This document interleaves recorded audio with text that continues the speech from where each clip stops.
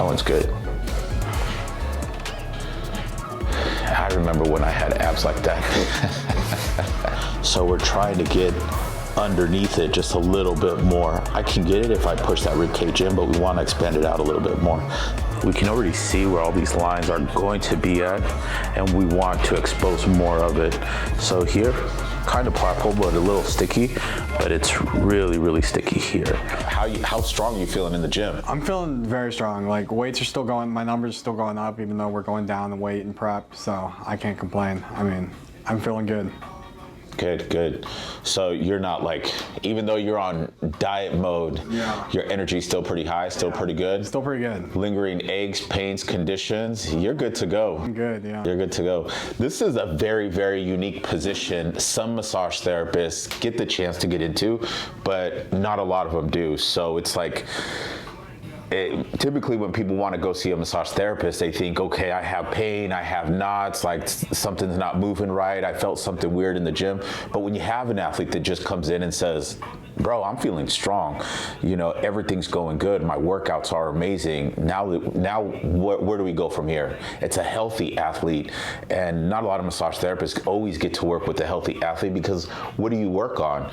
This is where the skill level of understanding the sport, you can really shine, because you can really show an athlete how powerful massage therapy can be, because now we're going to look at what the sport really is and its presentation.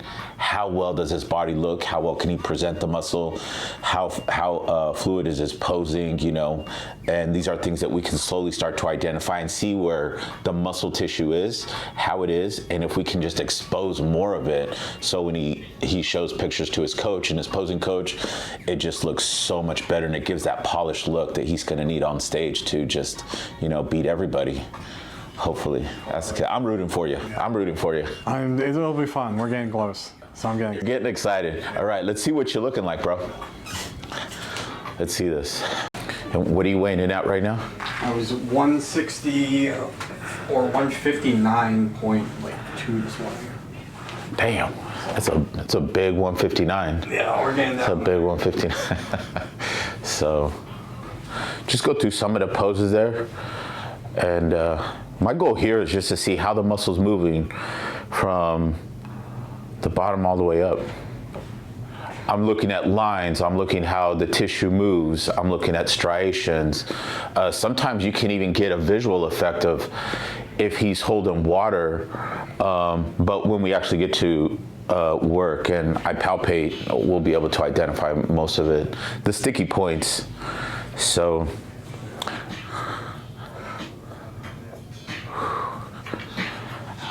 That one's good. We're gonna work on the rib cage.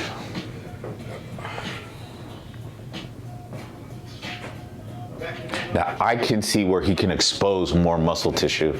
That's why I said we're gonna work on the rib cage.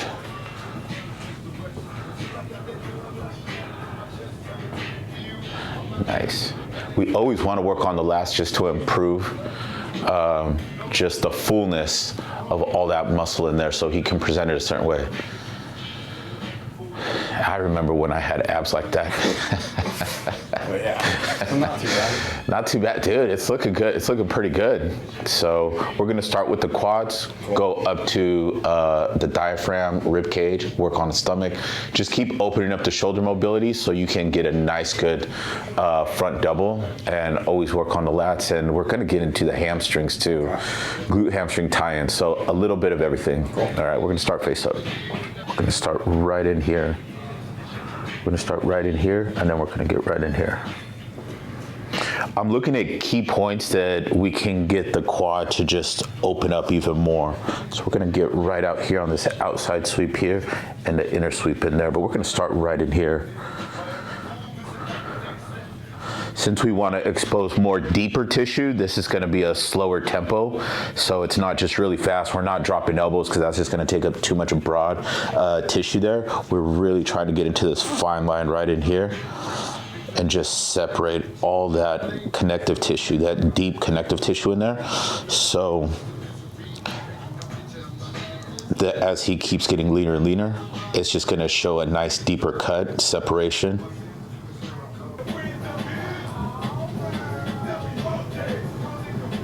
we're always just working on the superficial muscle. Why I go slow tempo, very acute, slow tempo. And as I said, just trying to get into deeper fibers, I can actually feel the tension of deeper muscle tissue that's a little stressed out, and it starts to slowly relax, and we get so much pliability. Now, what's this gonna mean for him is as he keeps getting leaner and leaner and he contracts the quad, the skin is just gonna fold into all those cuts. It's just gonna expose so much more of the muscle, and it's just gonna look so much fuller when he's on stage, you know, next to everybody else. And that's what we want. We're looking for detail and cuts out of there. So we want it to be very, very pliable. Just touching it like this, you can see the pliability. If it wasn't, it would be so hard. And then it's like we'd have to work down in layers, and we don't want that. So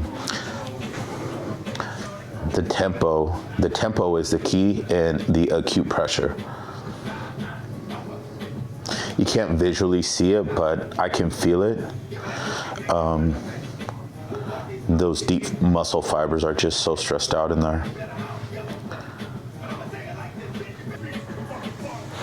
This muscle is a very sensitive muscle right here. It's called the sartorius muscle, but I'm trying to contour this, what is recognized as the VMO muscle, and the sartorius muscle right there is where it separates. So that's what I'm trying to work at. I'm using quite a bit of pressure, but not acute pressure and constant all the way through. That's really gonna hurt him. We don't wanna traumatize the tissue. We want it to respond well to our touch. And it's like, we want more exposure of the muscle. So we don't want the muscle to contract and say, hey, what are you doing to me? We want it to play with us and say, okay, we can expose more of it. And we'll be able to see the details pop a little bit more when he poses after the session, just to see what we've been able to do. And this is how we can manipulate muscle tissue to respond to touch, so it increases what he looks like, you know, a better look. You said you had a bowl of oatmeal? I almost did. I made the oatmeal, I got it all ready, and then I was like, no, I'm good. And I did it. When oatmeal is the thing. Oh man, that's crazy.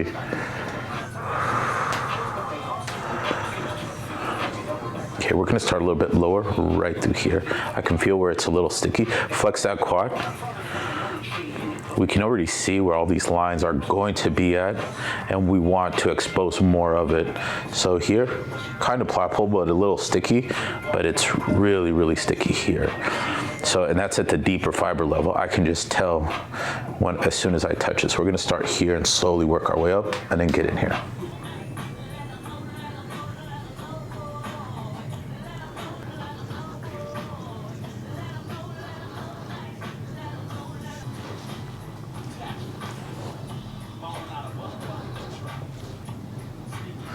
We're just gonna soften up the tissue here before we get into the diaphragm. So.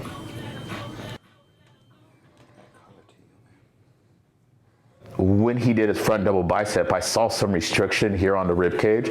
So we're just softening up connective tissue. That's all we're doing, because we're gonna have him do some vacuums while we work on the diaphragm and then down. But it's just gonna help that rib cage know that it can expand just a little bit more. And it will actually help the shoulder width when he does a front double bicep. So.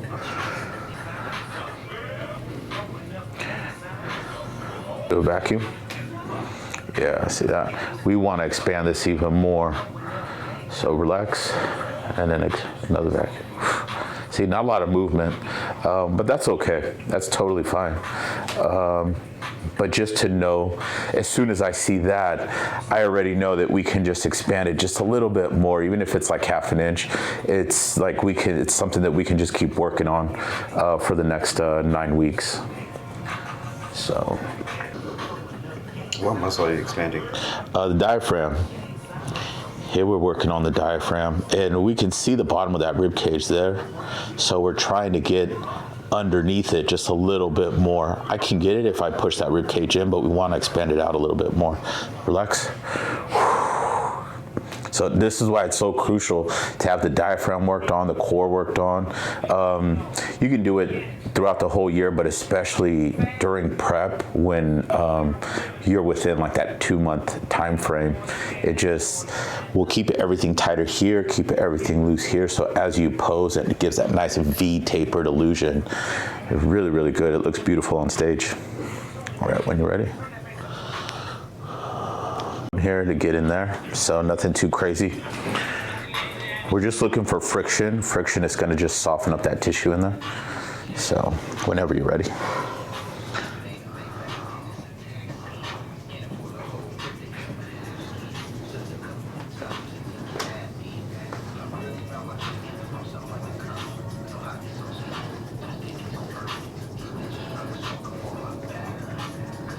Relax.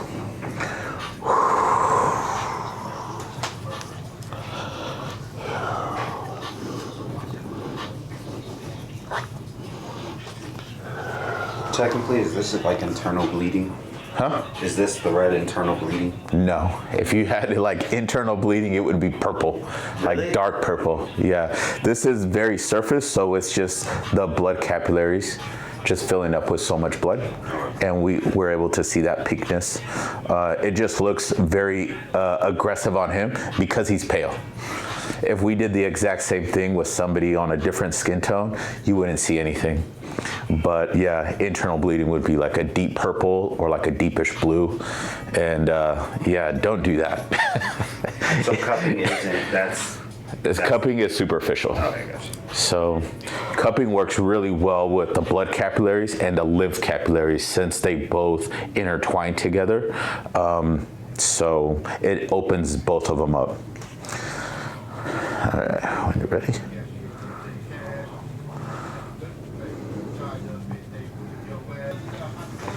And relax.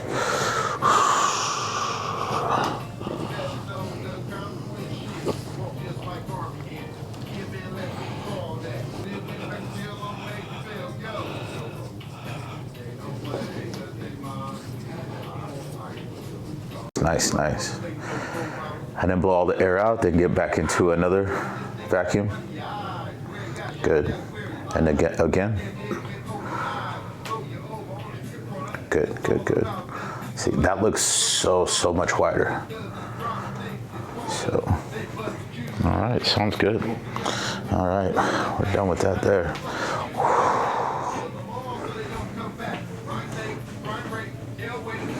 We're always gonna attack this part of the bicep right here, and then we're gonna get right in here and push this out. We're gonna get on two muscles here, the subscap and this coracoid brachialis. We're gonna tug on this arm when we work right in here. So just to alleviate tension from here, because this joint will always get tight just because of so much pushing, pressing, especially on pull day. And then this starts to get really tight, and this right here, superficially, this starts to just get too much tension, and this is where a lot of the restriction can come, where then we start seeing rolled shoulders, and it's going to aggravate everything up there. So we're going to go from this joint to here to here.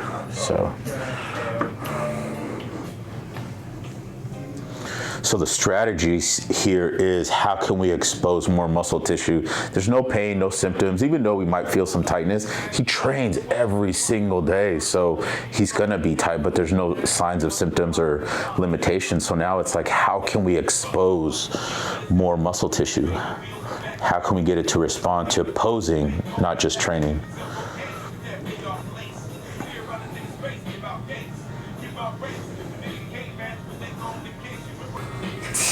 Somebody dying.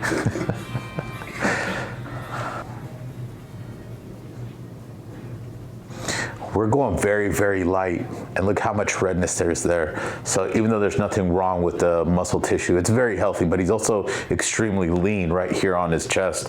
So we know there's just some stagnation there within the lymphatic system. So just gonna flush all that out. So again, I don't wanna traumatize the tissue. There's nothing really wrong to treat it or anything like that. So, and we definitely don't wanna traumatize it. This is very light, but it allows me to pull on this just a little bit easier. So now we can manipulate these muscles here.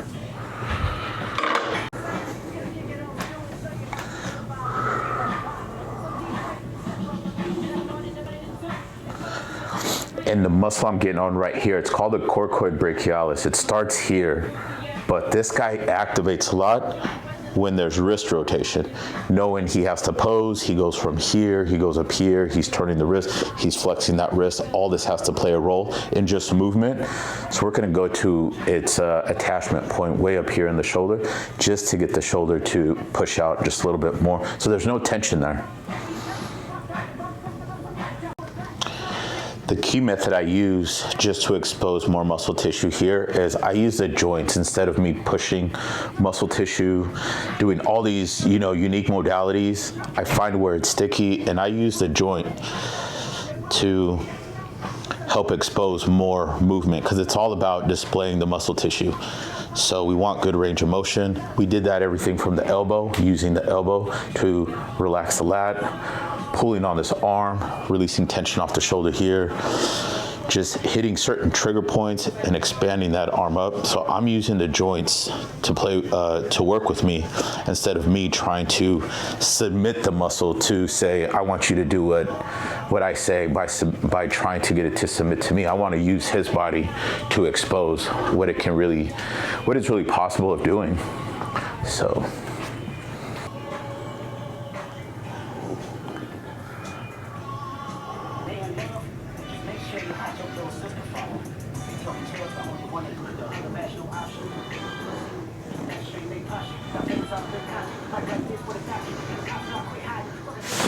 You know, I hope one day we can get somebody in here that's like screaming and just going through torture. That will be a fun video, you know.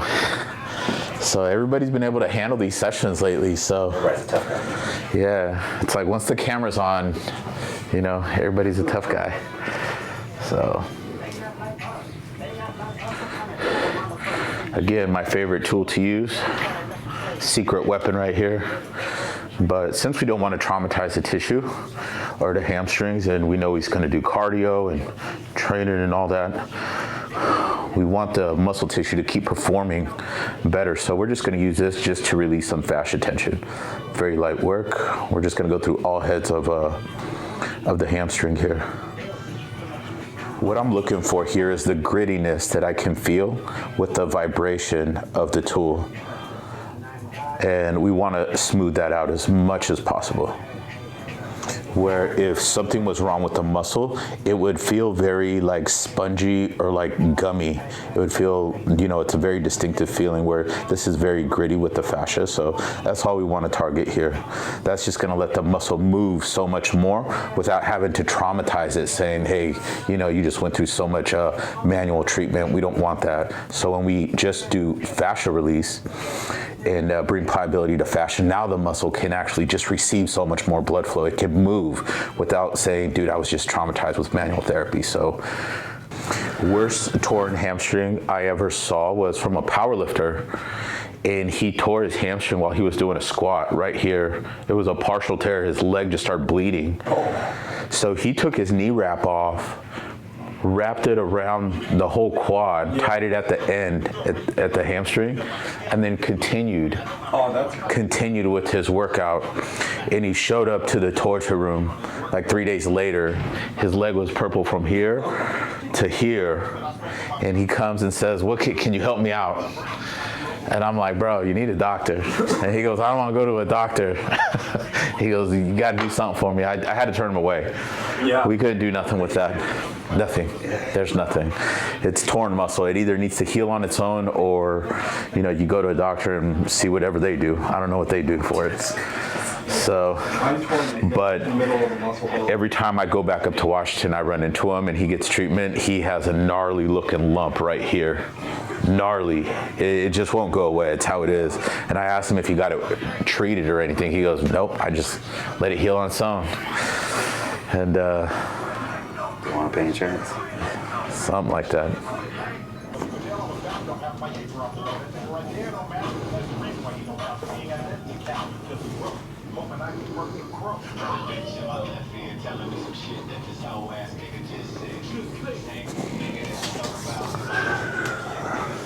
expose more of the lat. We're just working along the medial border of the shoulder blade. We just want to clean this out. And then I did just a little bit of effleurage on that lat muscle right there. So the more the shoulder blade, the more he can manipulate the shoulder blade to go push outward when he poses, more lat will be exposed. That's going to give a more wider look and illusion. So, but there's a lot of muscle tissue here, so I'm really trying to push that shoulder blade outward, and then just with acute pressure, deep pressure here, just kind of like we did on the quads earlier. We're really trying to get as much of the deep muscle fibers here.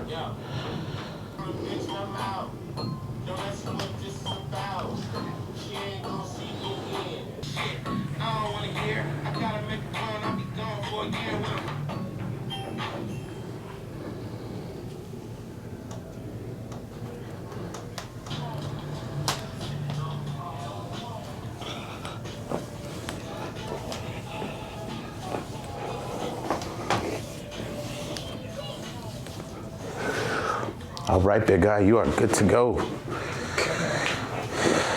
Oh man. Get yourself together. Okay. Yeah, get yourself together. You need a drink of water or anything like that before? No, you're good? Yeah. All right. Just get into a relaxed position. Oh man, dude, that looks insane. Look at even the quads there pop really, really good all the way through. From your relaxed position, get into your front double bicep. I want to see what that.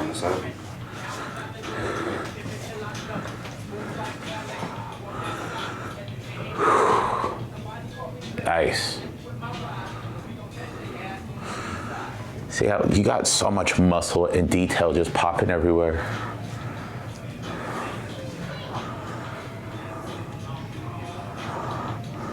And even the work we did here will expose more.